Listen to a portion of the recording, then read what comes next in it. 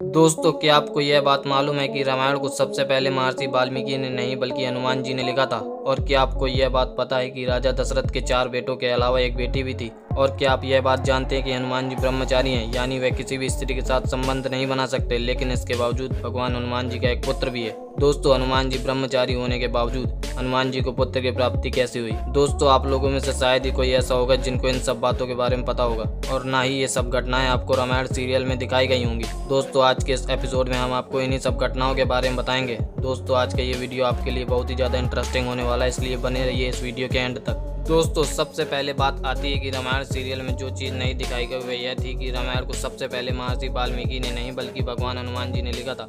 दोस्तों, कथा के अनुसार एक बार भगवान हनुमान ने बहुत ही बड़े पत्थर पर अपने नाखून से कुरेद कर पूरी की पूरी रामायण लिख दी थी, और काफ़ी सालों बाद महर्षि वाल्मीकि ने रामायण को लिखा था।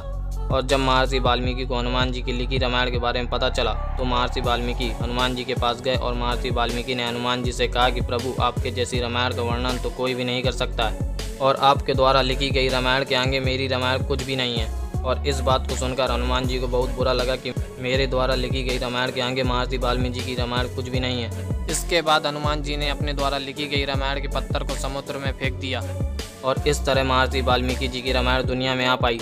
और दोस्तों, रामायण टीवी सीरियल में जो एक खास बात नहीं दिखाई गई वह यह थी कि जो राजा दशरथ थे उनकी एक पुत्री भी थी जिनका नाम शांता था। और दोस्तों, आपको जानकर हैरानी होगी कि राजा दशरथ की जो पुत्री थी वह राजा दशरथ के 4 बेटों में सबसे बड़ी थी।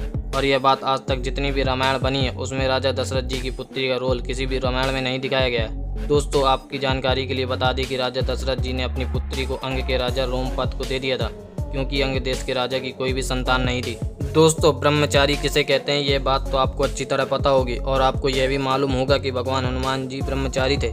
लेकिन दोस्तों, क्या आपने कभी सोचा है कि जब भगवान हनुमान ब्रह्मचारी थे तो फिर उनका पुत्र कैसे हुआ? तो चलिए जानते हैं इस वीडियो में। दोस्तों, आपने रामायण सीरियल में लंका दहन देखा होगा, जिसमें हनुमान जी की पूंछ पे आग लगा दी जाती है। तब वह पूरे लंका में आग लगाने के बाद समुद्र में जाते हैं अपनी पूंछ की आग को बुझाने के लिए। इसी दौरान भगवान हनुमान जी का पसीना एक मछली के मुंह में चला जाता है। उसके बाद मछली को एक संतान की प्राप्ति होती है और उसका नाम मकरध्वज होता है। दोस्तों, आपने देखा कि रामायण सीरियल में हमें किन किन घटनाओं के बारे में नहीं दिखाया गया, और आपको ऐसे तथ्यों में और जानकारी चाहिए तो हमें कमेंट सेक्शन में जरूर बताएं। और अगर आप हमारे चैनल में नए हैं तो चैनल को लाइक, सब्सक्राइब और शेयर जरूर करें, साथ ही बेल आइकन को भी जरूर दबाएं।